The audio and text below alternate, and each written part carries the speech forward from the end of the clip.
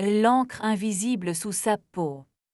Le message a atterri dans ma boîte comme une plume mouillée. Tu as oublié ton col roulé chez moi. Il sent le romarin. Reviens ce soir. Pas de nom, juste une signature en initiales I. J'ai relu 3 fois. Chez nous, le romarin vivait sur le rebord de la fenêtre, pas dans un col roulé. Et jamais sur la peau de Victor, mon mari, qui sentait d'ordinaire le beurre noisette et la nuit tardive de son restaurant. Je m'appelle Maëlys. Je trace des prénoms qui vont s'embrasser devant des mairies, je courbe des lettres pour qu'elles ressemblent à des promesses. La calligraphie me nourrit et m'organise, les traits montants retiennent mes peurs, les descendantes me calment. Victor dirige une cuisine où l'on parle bas et où la vapeur raconte la journée. Il rentre avec des brûlures minuscules, comme un ciel doute sur ses avant-bras. Longtemps, j'ai cru qu'il n'y avait pas de place pour autre chose que nous deux entre ces brûlures et l'encre sur mes doigts. La veille du message, il m'avait dit « service à rallonge » en m'embrassant sur le front, ce baiser pratique qu'on pose en vitesse quand le taxi attend. Son téléphone vibrait dans sa poche avec un rythme nouveau, une ponctuation étrangère. J'avais laissé filer, comme on souffle sur une goutte de gouache qui hésite à tomber. L'atelier sentait l'amande douce de la gomme arabique. J'ai posé le message à côté de mon coupe-papier en corne, comme une preuve que je refusais d'examiner. Et pourtant, mes yeux revenaient dessus, comme les doigts reviennent sur une cicatrice pour vérifier qu'elle tient. J'ai fermé la porte doucement, je suis descendu dans la rue. Il pleuvait sans énergie, les pavés avaient pris leur voix d'or fatiguée. La ville me conduisit presque seule jusqu'à la façade laquée du restaurant de Victor. À travers la vitre, je l'ai vu en train de corriger une assiette aux passes, regard précis, épaule droite, ce corps que je connaissais comme un texte appris par cœur. À sa gauche, la sommelière Alix le suivait des yeux. Je l'avais croisé une fois, une voix basse, une robe noire, un poignet cerclé d'une ficelle rouge. Ce soir-là, elle avait une mèche coincée derrière l'oreille qui disait « Reste ». Sa main effleura l'avant-bras de Victor pour lui pointer une bouteille. Je n'ai pas fait irruption, je ne sais pas lancer des assiettes. Je suis resté dehors à apprendre la grammaire de leur distance. Le reflet m'a renvoyé mon visage, j'avais l'air de quelqu'un qui sait déjà, mais qui n'a pas encore choisi le verbe. J'ai dormi sans l'accuser. J'ai aimé Victor trop longtemps pour pêcher avec des filets troués. Au matin, j'ai ouvert l'application de notre serrure connectée. Une habitude bête, vérifier qu'il avait bien refermé la porte en partant. L'historique m'a montré une ligne nouvelle, une clé invitée baptisée Iris, l'initiale du message. Les noms prêtés par la technologie ont parfois le culot des prénoms. Je n'ai pas confronté. J'ai préparé une livraison de faire-part pour un mariage au mois prochain, cérémonie dans un verger, thème du feuillage. Les guirlandes de lettres s'enchaînaient sous ma main. Quand j'ai écrit fidélité, mon trait a tremblé, j'ai recommencé la page. L'après-midi, la sonnette a joué sa petite musique. Ismaël est apparu dans l'embrasure, les mains encore brunes de sueur. Mon voisin luthier, visage calme, buste qui parle de métier patienté. Il venait me demander si je pouvais écrire en or le nom d'une violoniste à l'intérieur d'un étui qu'il venait de restaurer. L'or va au cœur, a-t-il dit en me tendant le couvercle. On l'ouvre peu, mais quand on l'ouvre, il faut que ça chante. Ses yeux ont glissé vers mon bureau, où l'enveloppe du message traînait. Il n'a pas posé de questions. J'ai dit oui pour l'or, pour la voix, pour la compagnie. Dans son atelier, l'odeur du vernis s'installait comme un début de caresse. Les tables d'harmonie attendaient, posées sur le flanc, ventre à l'air, avec ce demi-sourire que donnent les objets avant de devenir musique. Ismaël a montré où il fallait écrire. J'ai posé mes lettres, fines, presque timides dans l'espace sombre. « Tu as une main qui écoute » a-t-il soufflé. « Et ça s'entend » ai-je demandé. « Oui, et ça se voit. Ses doigts larges ont guidé mon poignet une seconde pour refermer le trait. Sa chaleur m'a traversé proprement, comme un archet sûr. J'ai relevé la tête un peu trop vite. Il a reculé d'un demi-pas, le respect exact. Le soir, Victor a envoyé, service dantesque, je dors au resto avec un cœur paresseux. J'ai posé le téléphone, j'ai ouvert le carnet où je note les phrases qui tiennent debout, et j'ai écrit « Laissez ouvert ce qui doit respirer, fermez ce qui doit pourrir ». Puis j'ai éteint sans répondre. Les jours suivants, les indices se sont empilés, petites pierres blanches déposées par une main pressée. Un pull-down dans l'entrée qui n'était pas le sien, une boucle d'oreille abandonnée près de la glace à un cercle fin, un minuscule éclat vert, la couleur d'une plante qu'on nomme iris. Et sur le buffet, une bouteille de gin nouvelle, aux herbes. Iris romarin gin, le bouquet se composait sans moi. J'ai résisté à l'envie de fouiller son téléphone. J'ai préféré l'encre. Dans mon tiroir dormait un flacon d'encre sympathique, celle qui n'apparaît qu'au feu d'une bougie. Un cadeau d'un papetier excentrique jamais utilisé. En le sortant, j'ai su ce que je ferais. Victor préparait un dîner caritatif pour un foyer de jeunes musiciens, un grand soir où on me confiait la calligraphie du menu et des marque-places.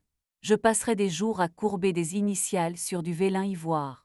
Je savais le rythme exact du service, la hauteur des chandelles qu'ils aiment, la chaleur qu'elles laissent sur le papier à la 2e heure. J'ai donc recopié à l'encre invisible entre les plats des phrases anonymes, pas des preuves, pas des insultes, des vérités sans nom. Tu as laissé mon col rouler, la fenêtre entr'ouverte sur nos. J'ai hésité.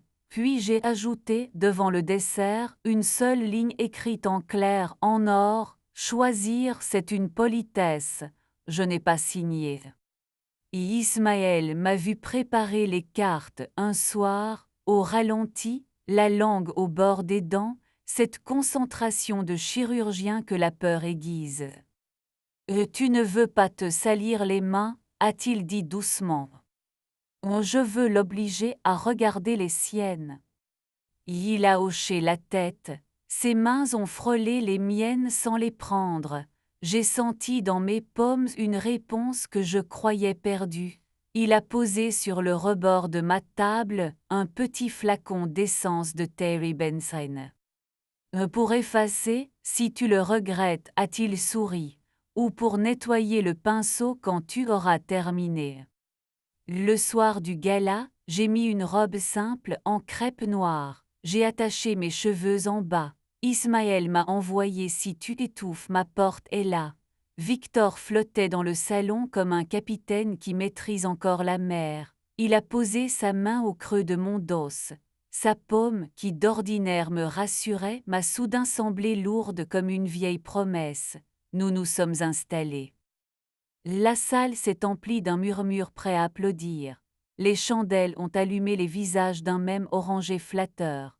Le menu brillait au centre des assiettes. À la 2e heure, une serveuse s'est penchée à remplacer une bougie trop basse, à rapprocher la flamme d'un carton. J'ai vu la première phrase sortir du blanc comme une confidence. « Tu as oublié ton col roulé chez moi ». Victor a cligné des yeux, sa fourchette a suspendu son propre geste. Alix plus loin a pâli puis s'est redressée, la bouche trop rouge, l'œil trop sec. Les mots invisibles ont suivi le service. Passe à 22 heures, j'ai encore ton parfum sur la langue. Ce n'était pas un tribunal, c'était un miroir posé à hauteur de la table. Certains invités n'ont rien remarqué, d'autres ont levé la tête indécis, comme si une musique lointaine s'était invitée dans leur plat.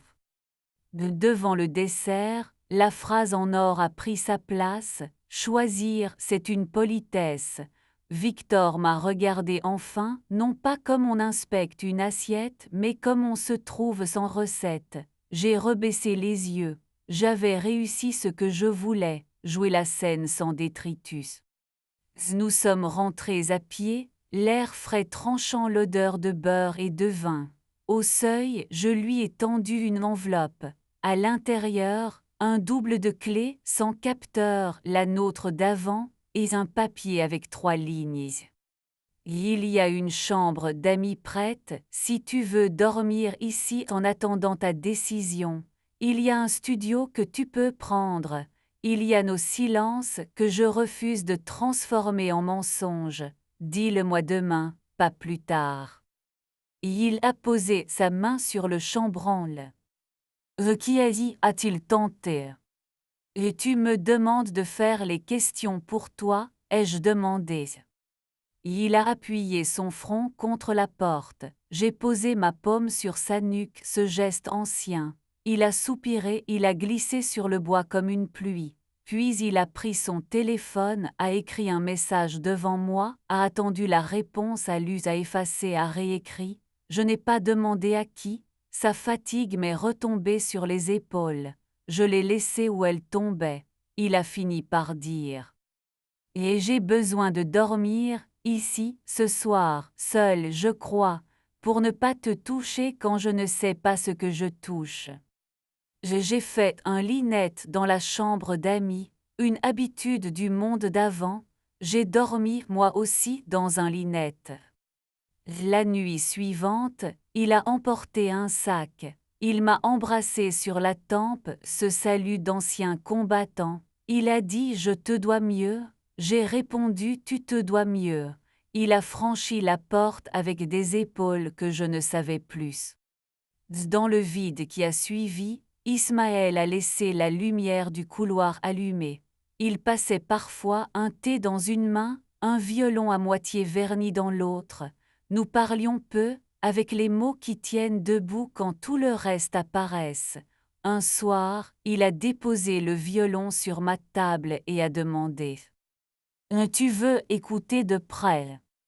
J'ai dit oui. Il a fait courir l'archet sur 3 notes, l'atelier s'est rempli d'une chaleur qui avait oublié qu'elle savait la route, je me suis approché, nos épaules se sont touchées, sa joue a frôlé ma tempe, presque rien, assez pour déplacer un nuage, il a arrêté, a posé l'archet, s'est tourné. Et si tu veux que je t'embrasse, dis-le, sinon je reste là. J'ai senti ma bouche s'ouvrir d'elle-même, nous nous sommes embrassés. Ce n'était ni un avertissement ni un pansement, c'était un présent. Sa main s'est arrêtée dans la courbe de ma taille, la paume à plat pour m'empêcher de tomber en avant. Je me suis inclinée en arrière, j'ai laissé ma gorge au monde, j'ai ri. Il a promené ses lèvres contre mon rire, il a attendu. Chaque fois que je disais oui, je le disais avec le dos. Nous n'avons pas précipité le lit, nous avons tenu le seuil. La nuit, je m'endormais plus vite. Le matin, je réveillais mes lettres avec moins de tremble. J'ai écrit joie 10 fois, juste pour le plaisir de la boucle du gis. Victor a écrit, finalement, un message court, je prends l'appartement du dessus pour un temps. Je te propose qu'on se voit vendredi chez la thérapeute. J'ai contacté quelqu'un. Je ne sais pas si je reviens. Je sais que je dois d'abord partir de ce mensonge. J'ai accepté le rendez-vous. Je voulais des phrases qui ne cassent rien. La thérapeute avait des mains qui semblaient toujours chercher une couverture.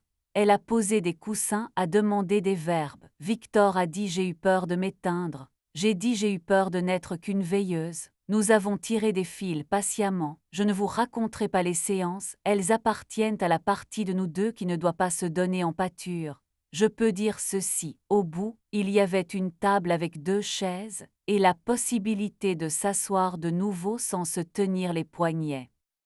Je n'ai pas renié Ismaël. Je lui ai dit la vérité entière. Il a pris sa veste, a dit je reste derrière ta porte.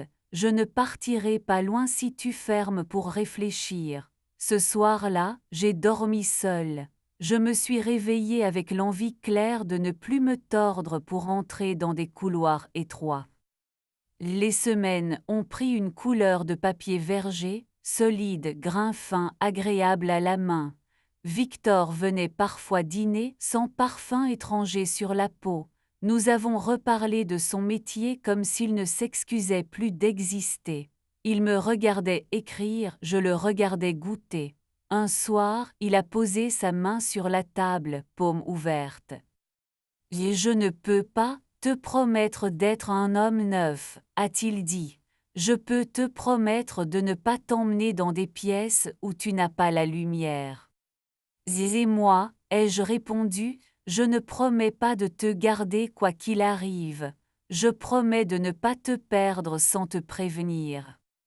Nous avons choisi, non pas de revenir mais d'avancer. Cela signifie, téléphone posé face en l'air par paresse de cacher, retards expliqués avant de s'allonger dehors, envie dite au présent. Parfois nous n'y arrivons pas, parfois nous côte à côte, c'est encore l'endroit où je respire le mieux. Ismaël l'a su, il a souri comme un homme qui n'a pas perdu. Il est resté à côté, pas dans mon ombre, pas dans mon lit, dans mon monde.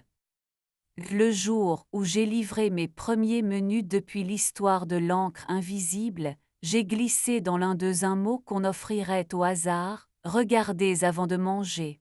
La bougie a salué la table, le mot tendresse est monté du papier comme une vapeur. J'ai compris que ma vengeance avait été une façon de sauver ma main, elle n'avait pas tremblé à abîmer, elle avait préféré révéler. Le soir, Victor a éteint la lumière de la chambre, s'est allongé, m'a demandé du bout du pouce une ligne sur la nuque. Je me suis renversée, j'ai laissé mon dos parler. Sa bouche a trouvé ma tempe, mes doigts son poignet. Nous avons fait l'amour lentement avec des stops qui voulaient dire encore mais autrement avec des ici qui voulaient dire là où je suis. Le lendemain, j'ai écrit un oui dans un carnet, pas pour le dresser comme un drapeau, pour m'en souvenir quand viendrait un non. On me demande parfois, en message privé, ce que je ferais si c'était à recommencer. Je réponds toujours la même chose, je choisirais encore l'encre invisible pas pour tuer, pour montrer. On ne retient pas un cœur avec des portes blindées, on apprend à le laisser ouvert sans qu'il s'enfuit. La fidélité n'est pas un cadenas, c'est une politesse quotidienne. Elle se lit à la lumière chaude d'une bougie, elle se vérifie à même la peau, et elle se répare parfois avec un pinceau très fin. Si vous avez lu jusqu'ici, dites-moi, qu'est-ce que vous révéleriez vous si vous aviez une encre qui n'apparaît qu'au feu, un secret à vous rendre, une peur à dire, un reste au lieu d'un revient? Je lirai vos réponses en posant ma main sur la table, comme on reconnaît un bois qu'on a déjà poli. Et je vous souhaite ceci, un jour où votre peau n'aura plus besoin de se cacher pour être vraie.